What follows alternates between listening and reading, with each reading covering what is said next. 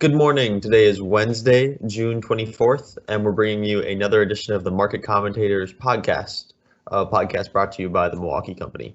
My name is Matt Salm. I'm an investment analyst at the firm, and joining me this morning, as usual, we have Andy Wilms, who is our president and CEO, and we have Mike Wilms, who serves on our wealth management and portfolio strategy teams. A quick reminder that nothing in this podcast should be taken as investment advice. So with that, Andy and Mike, good morning. Morning, Matt.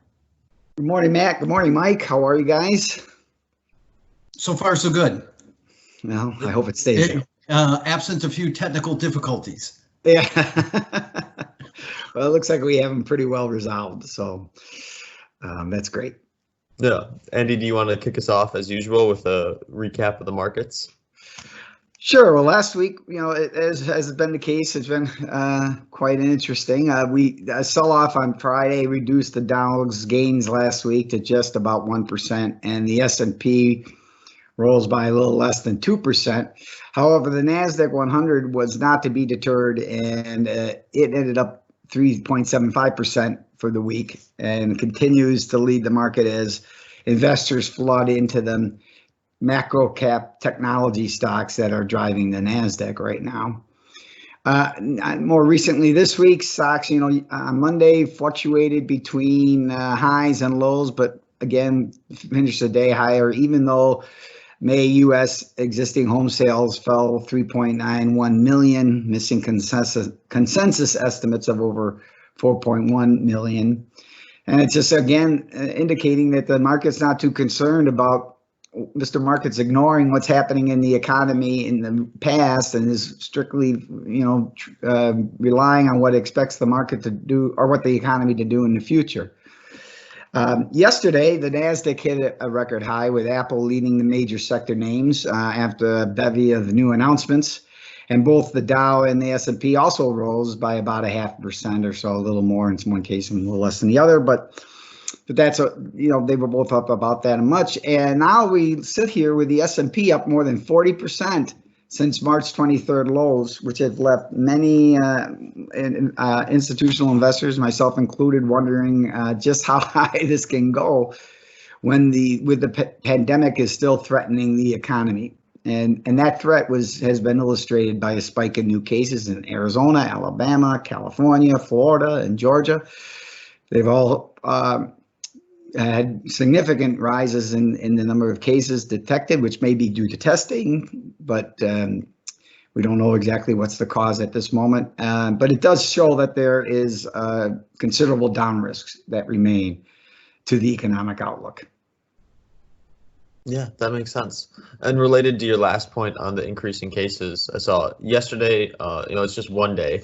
And so typically we want to look at average increase or decrease in cases over a 7-day period or a 10-day period to get a better idea of trends. But yesterday, the U.S. did record its second highest daily increase in cases since the pandemic began, right, going all the way back to March. And so that's certainly not great news. Right. And on the other side of the coin, the number of deaths, it doesn't seem to be increasing. In fact, it's still continuing, even though the number of cases detected go up, the number of cases deaths seem to be dropping. And there's a variety of possible explanations for that, right? The first would be if you're just detecting more people because you're testing more people, then that would mean your deaths wouldn't necessarily change, just because you're aware of more people having it. It could mean that really people aren't dying is because as frequently as because our treatments have improved, and that's clearly been the case. We've learned a lot about how to treat the thing. Or it could just because the populations being affected are less likely to die. Right now, a lot of the new cases are focused on you young, reckless millennials, Matt, and the older, more vulnerable populations have done a better job of protecting themselves than the younger area of the population. And I think even the younger members of the population are more careful around their older family members. So we're being a little more careful that way. So it's just, the numbers really don't tell us as much as we'd like them to. But I think they tell us enough to make us say that the pandemic's threat to the economy is very real, even at this point. Although the market doesn't seem to think so. Well, I think there's a couple of comments I would make. First of all, the data around all of this will not truly be accurate until 3 or 4 years after the pandemic is over and they've had a chance to properly accumulate and understand the data and on infection rates and age groups and how it impacts one age group versus the other. The statistic that I've been scratching my head about is we are testing over 500,000 people a day at this point. And so the infection rate, it would make sense that the number of infections that are found would go up based on the increased level of testing. What I scratch my head about is supposedly 95% of the newly recognized infections are asymptomatic.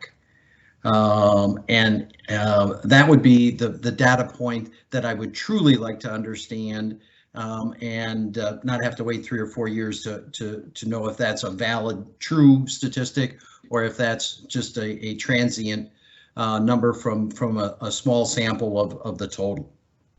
Yeah, very interesting. I hadn't heard that. Yeah, that's a shocking number. I guess in other news, there are at least places around the world where cases are not increasing so rapidly. Right, we know Europe has started its economic reopening, and it seems to be progressing smoothly over there. Countries such as Italy, Spain, etc., have not seen large spikes, and so that's certainly good news for U.S. businesses who do operate over in Europe, right? Because if other parts of the global economy reopen, that's going to drive demand for U.S. goods and services. At the same time, I'm sure you guys saw some of the headlines that the EU is actually now contemplating barring travel for U.S. citizens, which, I mean, could make sense. We did bar travel from the EU earlier on. I think it just makes sense that these types of policies are going to fluctuate around the world over the coming few months. But well, certainly that would not be. I understand the rationale behind it. I'm not being critical in any way, but it would be a blow to their economy because obviously Europe has a much greater influence by tourism, than we do, and a lot of those tourists are in fact Americans.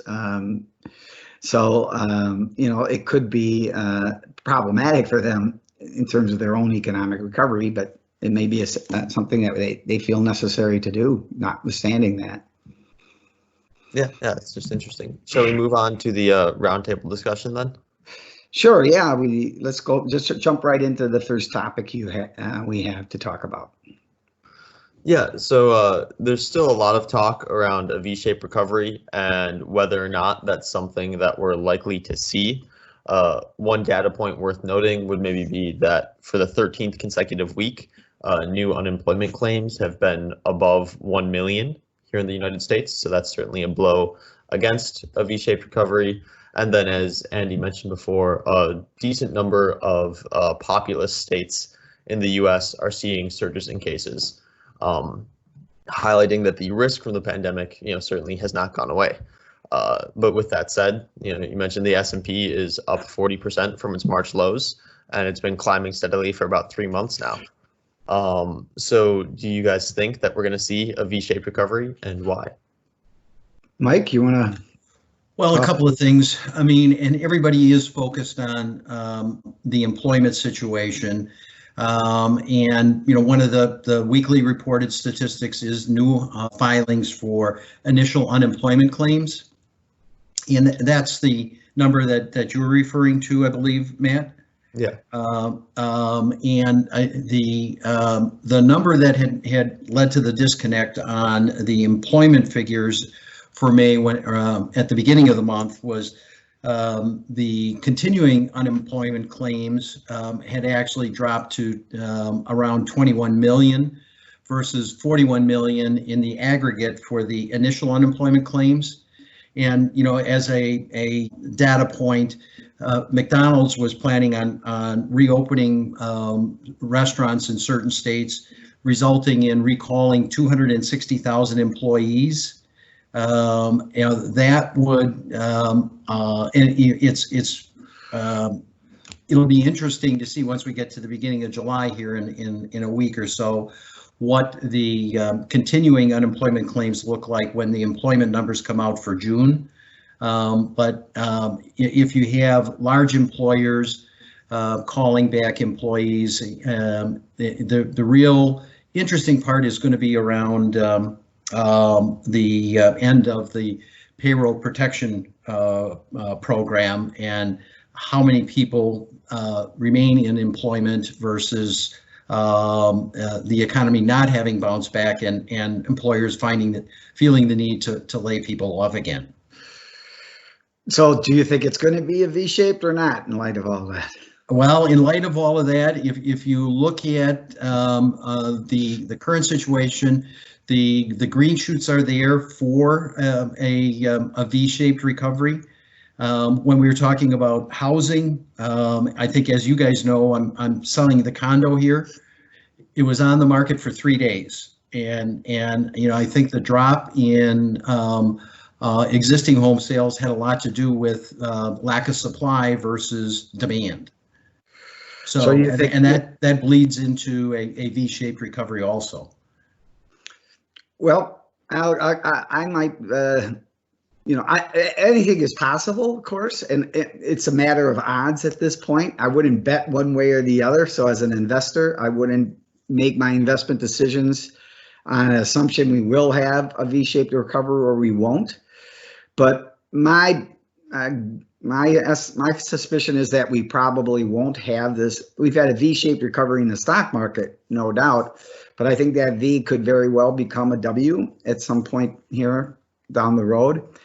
And based on what I'm hearing about the vaccines, development and treatment development being a little slower than we thought a couple of weeks ago, and some of the testimony to Congress about how this is really getting to be serious, I think and even if we have a handle on this virus, which I'm not at all sure we do, but even if we do, I still think a V-shaped recovery is going to be difficult. The one thing I do agree with you is, as long as the government's willing to, pander to voters by giving them checks, the odds of a V-shaped recovery increase. But that's, a short-term thing. The long-term consequences could be much worse than a slower recovery would have been. But in an election year, neither party is, I think, going to have the fortitude to say, listen, we've dished out as much cash as we can afford to do without threatening the long-term value of our currency. So I couldn't agree more. But that, even with that ongoing stimulus, Mike, you pointed out how people are, the employment picture, people get paid more not to work than do. So now what they're saying is, we'll give you a return to work bonus. Have you heard about this? Yes.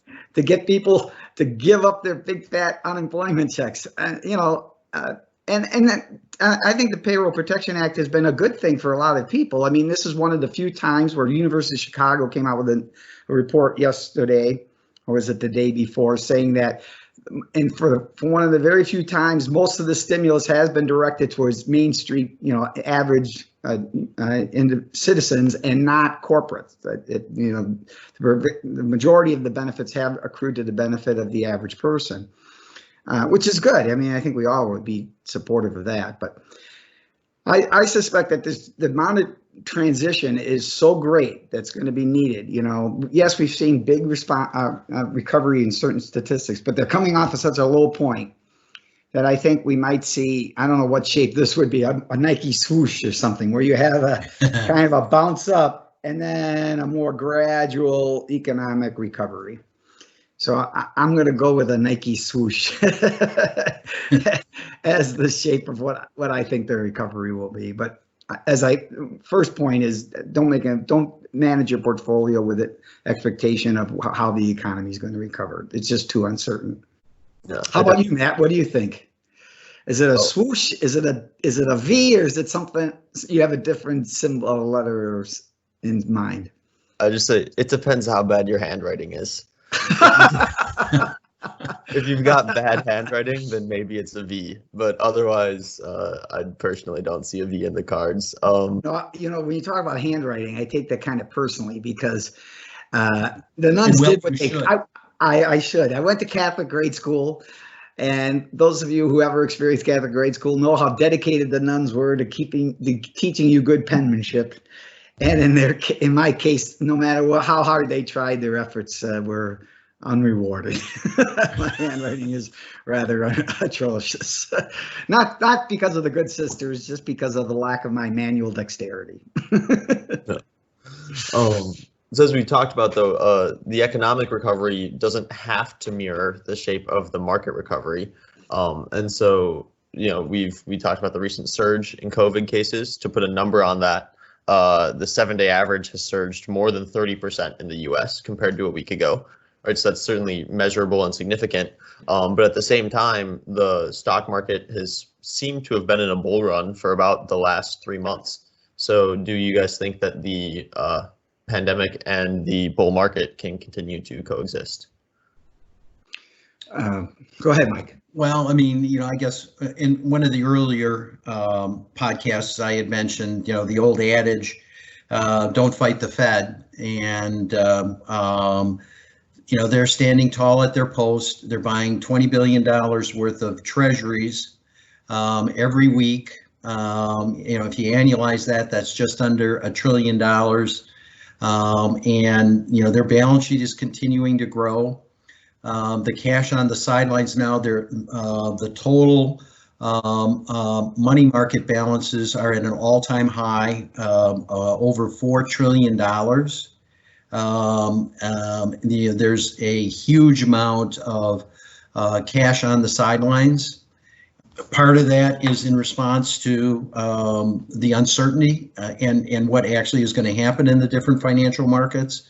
I think the one thing that everyone needs to stay focused on is the Federal Reserve and the amount of accommodation that they're providing.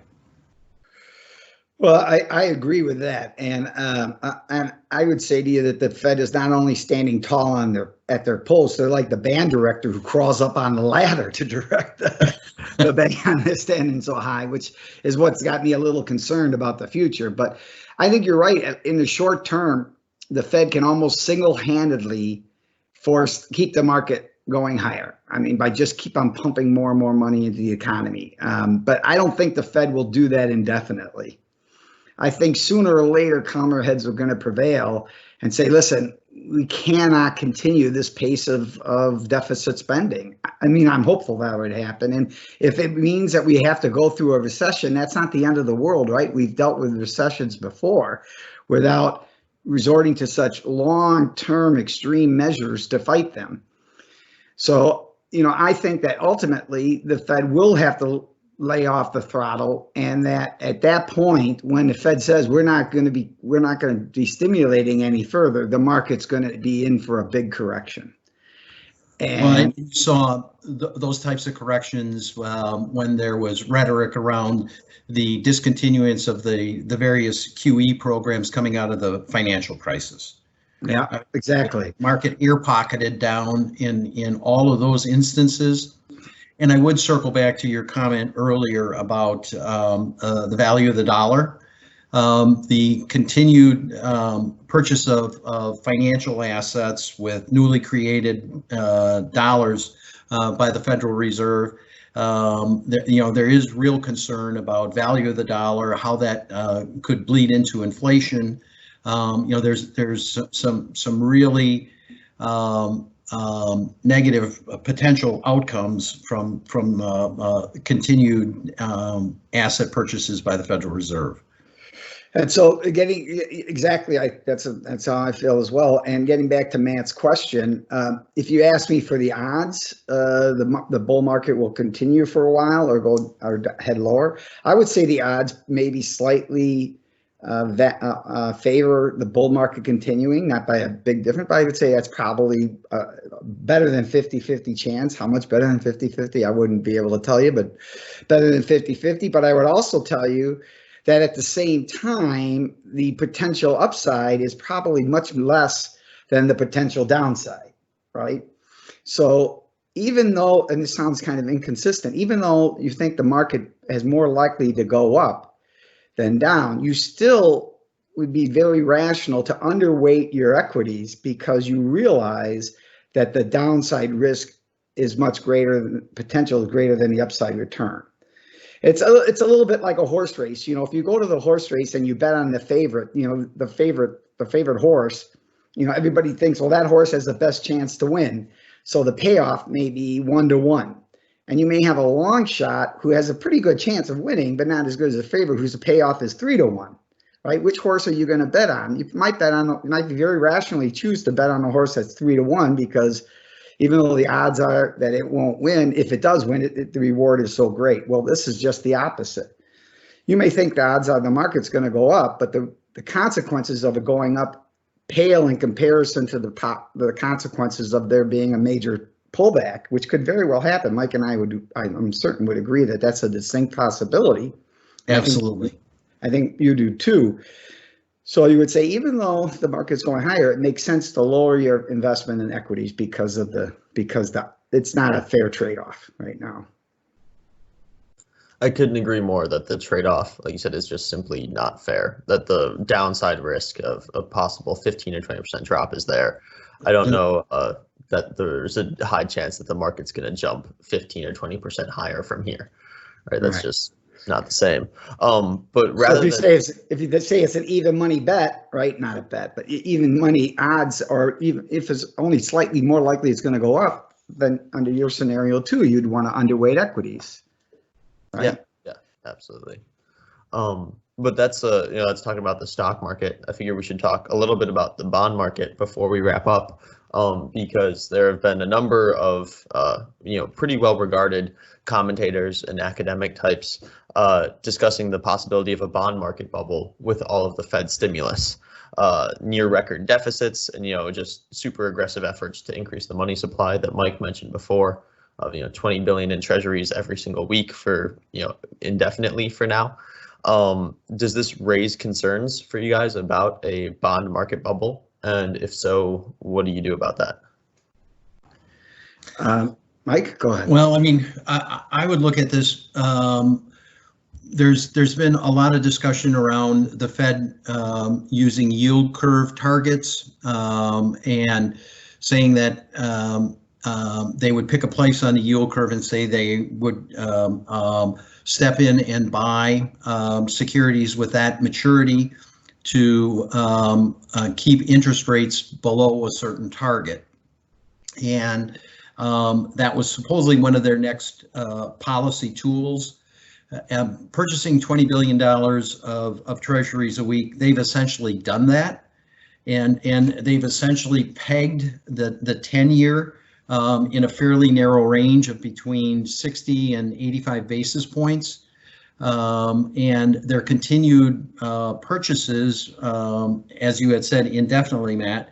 I mean, you've essentially accomplished that. I mean, it's very difficult for the market to properly value risk and reprice securities, because you've got an indiscriminate buyer that isn't sensitive to moves in interest rates. So in all frankness, that would be a pretty good description of a bubble. I agree, and I would say to you that it's kind of the same question. What are you getting paid on the yield of the bond, for the additional risk you're taking by going longer? To me, I think the way to deal with the problem is to keep your duration short, and because, as you know, shorter term bonds are less susceptible to interest rate hikes, right? So if we think that the interest rates eventually will end up having to go higher, because then you would want to be on the shorter end of the curve. It may not happen. You may end up losing up on some extra yield, because it doesn't, people have been thinking, myself included, that interest rates are too low to be sustainable for a long time. I never thought that late rates could stay this low as long as they had. So being on the short end of the yield curve has been detrimental in terms of portfolio return, but it represented much less risk. So that would be my. Well, I mean, I think, it's a pretty easy analysis. If you look at the difference in yields for a shorter security versus a longer security, they call that term premium. The term premium right now, a 1-year treasury is essentially 20 basis points, and the 10-year treasury is 70 basis points. So we're not even talking 1 full percent in anywhere on the curve. It's pretty easy to stay short. You're not leaving a lot on the table. Unless which we don't, we as investors don't typically do, unless you're buying bonds with the hope of making capital gains on them by reselling them as interest rates fall further and they appreciate the capital, that market value of the bond improves. You're not holding it for yield. You're looking at it as a way to generate capital gains, which is a whole different style of bond investing and much more active than we would normally be doing. But that's the other side of that coin. I agree. So, and then any closing thoughts? Any closing thoughts to share before we wrap up the show? Mike, did you have anything you want to say? No, I mean, I think we covered some good ground on the virus, on interest rates, on the markets in general. So I'll leave those words of wisdom to you, Andy. Well, let's see what Matt might have to say first. He might be much more wise than me. Well, I think these discussions about the potential of a bond market bubble, or whether or not the equity market is ahead of itself, I think they're interesting and fun to engage in. But just keep in mind when you see people having these discussions, on TV, or you're reading articles in newspapers, that those people don't know you and your investment needs and your risk tolerance. And what's good advice for somebody else would be bad advice for you. So all the decisions you make should be grounded right in your own circumstances, and not based off of commentary about where interest rates are going to go. Boy, I think that's a great point, Matt. Well made. And I would just say that I think our discussion this morning shows how important it is that when you look at your portfolio's performance, not just to look at return, but factor on the amount of risk you took to get that return.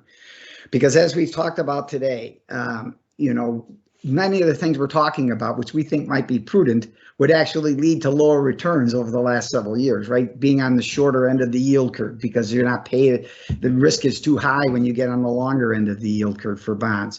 Underweighting stocks, even though you think stocks are more likely to go up than down, because the risk of the going down is so great. Both of those things would lower returns. So if you value in the last year or two, if you value just on return basis, you can say, well, my account's I'm not doing well as I should be. But if you think, but I was very safe during this whole time, and so, or safer at least during this whole event, much safer than if I had got what I would have been to get that higher return, I think you might be much more comfortable with the way your accounts or investments are performing, and you'll be much better positioned for the future where your safety will be rewarded, and that goes right back to your thought about making sure that you're consistent with your own personal facts, circumstances, and investment objectives. Absolutely. Thank you guys for joining this morning, and thank you everyone for tuning in. A quick plug for if you enjoy the show, please consider subscribing and leaving a comment wherever it is that you get your podcasts, whether that's on YouTube or Spotify. And then if you like this content, we put out other content as well, including our weekly newsletter, which comes out on Fridays. You can subscribe to that on our website. In addition to hearing from Andy and myself, you'll hear from other people at the firm as well, including Steven and Jim. So more diversity of perspectives and more interesting topics. And then we're active on Twitter from time to time. So if you want to follow us at the Milwaukee Co, you can get some of our hot takes on recent market events. And I'll just say one last closing comment. I'm very glad that your condo sold so quickly, Mike, and we could take down that pop-up ad that you wanted us to show during this podcast where you had your condo. Actually, we didn't need to resort to that. Well, I don't have the check yet, so keep the ad here. We might need to revert and use it later. Week. All right, we'll save it for possible use next week. Thanks everybody for joining. It's been great speaking with you. And as always, feel free to call any one of us if you'd like to talk about your situation in person. Have a great week. See you guys later. Bye-bye. This podcast is for general informational purposes only and is not intended to be a solicitation, offering, or recommendation of any security, commodity, derivative, investment management service, or advisory service. Nothing in this podcast constitutes or should be understood as constituting a recommendation to enter in any securities transactions or to engage in any of the investment strategies discussed.